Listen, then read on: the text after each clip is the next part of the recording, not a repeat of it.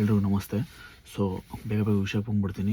ನಾನು ಇದೇ ಥರ 2026 ಕಾಲ್ಫಾರ್ಮ್ ಆಗ್ತಕ್ಕಂಥ ಪ್ರತಿಯೊಂದು ಜಾಬ್ ಅಪ್ಡೇಟ್ಸ್ನ ಕೊಡ್ತಾ ಇರ್ತೀನಿ. ಸೊ ಈ ವಿಡಿಯೋನ ನೀವು ಹೊಸ್ದಾಗಿ ಏನಾದರೂ ನೋಡ್ತಿದ್ರೆ ಇನ್ಸ್ಟಾಗ್ರಾಮಲ್ಲಿ ಹಾಕಿದರೆ ಫಾಲೋ ಮಾಡಿರಿ, ಯೂಟ್ಯೂಬಲ್ಲಿ ಏನಾದರೂ ಹಾಕಿದರೆ ಸಬ್ಸ್ಕ್ರೈಬ್ ಆಗಿರಿ. ಸೊ ಜಾಬ್ ಅಪ್ಡೇಟ್ಸ್ನ ಕೊಡ್ತಾ ಹೋಗ್ತಿರ್ತೀನಿ 2026ರಲ್ಲಿ. ಸೊ ಯಾರ್ಯಾರಿಗೆಲ್ಲ ಮಾಹಿತಿ ತಲುಪ್ತಿರಲ್ಲ ಅಂಥವ್ರಿಗೆಲ್ಲ ಆ ವಿಷಯನ ತಲುಪಿಸ್ಬಿಟ್ಟು ಅವರು ಎಕ್ಸಾಮ್ ಬರಲಿಕ್ಕೆ ಅವಕಾಶ ಆಗಲಿ ಮತ್ತು ಅವ್ರು ಆಯ್ಕೆ ಆಗಲಿಕ್ಕೆ ಅವಕಾಶ ಆಗಲಿ ಅಂತ ಹೇಳ್ಬಿಟ್ಟು ನಾನು ಈ ವಿಡಿಯೋಸ್ನ ಮಾಡ್ತಿರೋದು. ಸೊ ಇವತ್ತು ವಿಡಿಯೋ ಮಾಡ್ತಿರೋ ಉದ್ದೇಶ ಏನಂತಂದರೆ 2026ರಲ್ಲಿ 1,00,000 ಅಗ್ನಿವೀರ ಕಾಲ್ಫಾರಮ್ ಆಗುತ್ತೆ ಅಂತ ನ್ಯೂಸ್ ಓಡಾಡ್ತಿದೆ. ಸೊ ಅದ್ರ ರಿಲೇಟೆಡ್ ಅಂತಂದರೆ ಎಲ್ಲರೂ ಇವಾಗ ಕೆಲವೊಂದು ಇನ್ಸ್ಟಿಟ್ಯೂಟವರೆಲ್ಲ ಸ್ಟಾರ್ಟ್ ಮಾಡಿಬಿಡ್ತಾರೆ. ಅಂದರೆ ಅಗ್ನಿವೀರ ಕೋಚಿಂಗ್ ಕೊಡ್ತೀವಿ, ರನ್ನಿಂಗು ಫಿಸಿಕಲಿಗೆ ಕೋಚಿಂಗ್ ಕೊಡ್ತೀವಿ ಅಂತ. ಬಟ್ ಫಿಸಿಕಲಿಗೂ ಕೋಚಿಂಗ್ ತಗೋಬೇಕಾ ಅಂತ ನೀವು ಕೇಳ್ತಿರೋ ಅಂಥ ಪ್ರಶ್ನೆಗಳಿಗೆ ನನ್ನ ಉತ್ತರ, ಮತ್ತು ಇದು ನನ್ನ ವೈಯಕ್ತಿಕ ಉತ್ತರ ಆಗಿರ್ತೈತಿ. ಸೊ ಏನಂತಂದರೆ ಫಿಸಿಕಲ್ಲಿಗೆ ನೀವೇ ಓಡ್ಬಿಟ್ಟು ಪಾಸ್ ಮಾಡಬೇಕು. ಕೋಚಿಂಗ್ ಕೊಡೋರು ಆಗಲಿ ಯಾರು ಹೋಗ್ಬಿಟ್ಟು ಅಲ್ಲಿ ರನ್ನಿಂಗ್ ಓಡ್ಬಿಟ್ಟು ಪಾಸ್ ಮಾಡಲ್ಲ. ಸೊ ನೀವೇ ರನ್ನಿಂಗ್ ಓಡಬೇಕು, ನೀವೇ ಅಲ್ಲಿರ್ತಕ್ಕಂಥ ಫಿಸಿಕಲ್ ಕ್ರೈಟೇರಿಯಾ ಏನಿರ್ತಲ್ಲ ಅದನ್ನೆಲ್ಲ ನೀವೇ ಕ್ಲಿಯರ್ ಮಾಡಬೇಕು. ಸೊ ಈಗ ಆಲ್ಮೋಸ್ಟ್ ಅಗ್ನಿವೀರ ಆಗ್ತಕ್ಕಂಥವ್ರಲ್ಲ ಗ್ರಾಮೀಣ ಭಾಗದವರು, ಅಂದರೆ ನಗರ ಪ್ರದೇಶಗಳಲ್ಲಿರ್ತಕ್ಕಂಥವ್ರಿಗಿಂತ ಗ್ರಾಮೀಣ ಭಾಗದವರು ಅತ್ಯಂತ ಹೆಚ್ಚು ಅದಕ್ಕೆ ಆಸಕ್ತಿ, ಅಂದರೆ ಸೈನಿಕ ಆಗಬೇಕು, ದೇಶ ಸೇವೆ ಮಾಡ್ಬೇಕಂತ ಆಸಕ್ತಿ ಹೊಂದಿರ್ತಾರೆ. ಸೊ ಅವರೇ ಜಾಸ್ತಿ ಆಯ್ಕೆ ಆಗ್ತಾರೆ ಕೂಡ.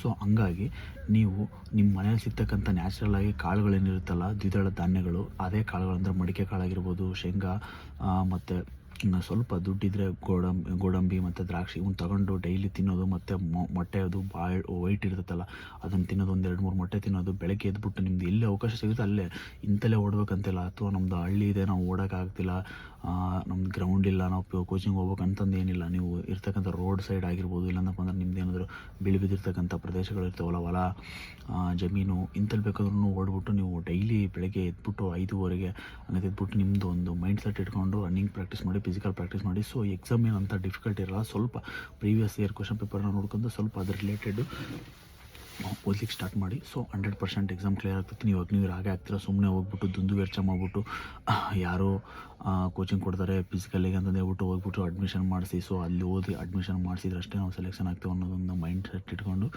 ಸುಮ್ಮನೆ ದುಡ್ಡು ವೇಸ್ಟ್ ಮಾಡ್ಕೊಂಡು ಕೊಟ್ರಿ, ಮತ್ತು ಸಮಯನೂ ಅರ್ಥ ಮಾಡ್ಕೊಬಿಟ್ರಿ. ಅಂಥ ಡಿಫಿಕಲ್ಟೀಸ್ ಏನಿರಲ್ಲ. ನೀವು ಪ್ರಾಕ್ಟೀಸ್ ಮಾಡಿದರೆ 100% ಮಾಡ್ತೀರಾ. ಅಲ್ಲಿ ಹೋಗ್ಬಿಟ್ಟು ದುಡ್ಡು ಕೊಟ್ಬಿಟ್ಟು ರನ್ನಿಂಗ್ ಓಡೋ ಬದಲು ಇಲ್ಲೇ ನೀವು ಅವ್ರಿಗೆ ಕೊಡೋ ದುಡ್ಡಲ್ಲೇ ಒಳ್ಳೊಳ್ಳೆ ಊಟ ತಿಂದ್ಬಿಟ್ಟು, ಪ್ರೋಟೀನ್ಸ್ ಇರ್ತಕ್ಕಂಥ ಊಟ ತಿಂದ್ಬಿಟ್ಟು, ಫ್ರೂಟ್ಸು, ಹಣ್ಣು ಇದನ್ನೆಲ್ಲ ತಿನ್ಕೊಂತ ಒಳ್ಳೆ ಫಿಸಿಕಲ್ ಪ್ರಾಕ್ಟೀಸ್ ಮಾಡಿ. ಸೊ ನನ್ನ ಸಜೆಷನ್ ಇದಾಗಿರುತ್ತೆ.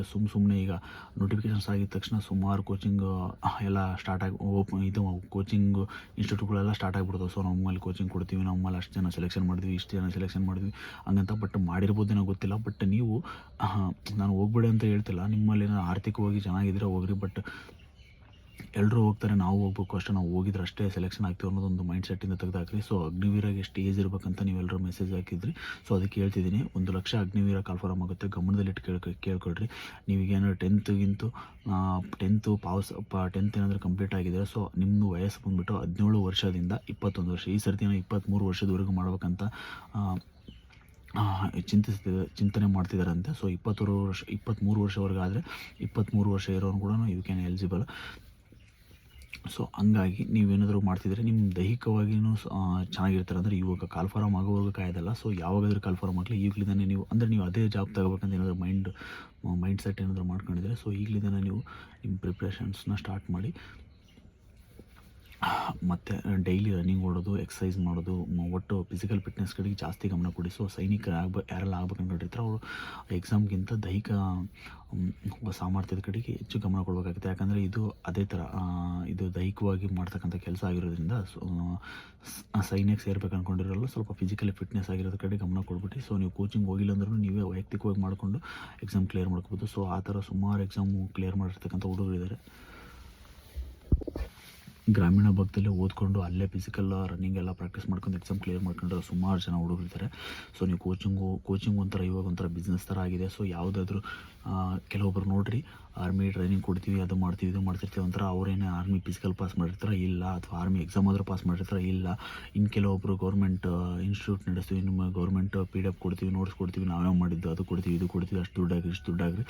ಬಟ್ ಅವ್ರು ಯಾವುದಾದ್ರು ಗೌರ್ಮೆಂಟ್ ಎಕ್ಸಾಮ್ ಕ್ರ್ಯಾಕ್ ಮಾಡಿರ್ತಾರೆ ಇಲ್ಲ. ಸೊ ಯಾವುದು ಆರ್ಮಿ ಫಿಸಿಕಲ್ ಪಾಸ್ ಆಗಿರಲ್ಲ, ಅವ್ರು ನೆಕ್ಸ್ಟ್ ಏನು ಮಾಡ್ತಾರೆ, ಈ ಥರ ಕ್ಲಾಸಸ್ ಮಾಡ್ಲಿಕ್ಕೆ ಸ್ಟಾರ್ಟ್ ಮಾಡಿಬಿಟ್ಟಿರ್ತಾರೆ. ಸೊ ಹಂಗಾಗಿ ನೀವು ಗಮನದಲ್ಲಿಟ್ಕೊರಿ. ಯಾರು ಇದು ಒಂಥರ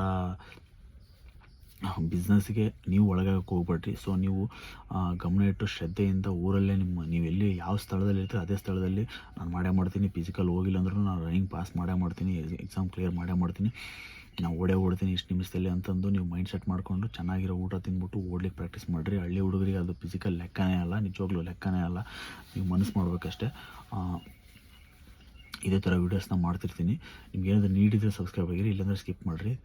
thank you so much for this watching this video. Bye.